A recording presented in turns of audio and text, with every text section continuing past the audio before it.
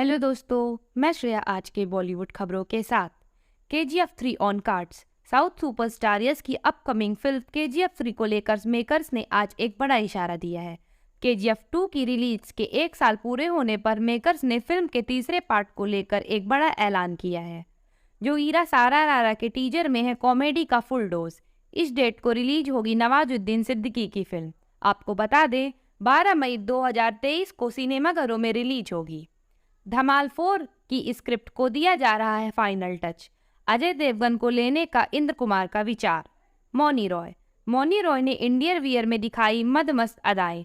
Actress का यह अवतार देख दिल हारे फैंस।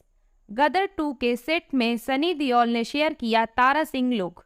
ट्रेलर रिलीज को लेकर एक्साइटेड हुए फैंस। तेलुगु सिनेमा में स्पाई थ्रिलर फिल्म एजेंट से डेब्यू कर रहे हैं डीनो मोरिया। खतरनाक है फर्स्ट लुक।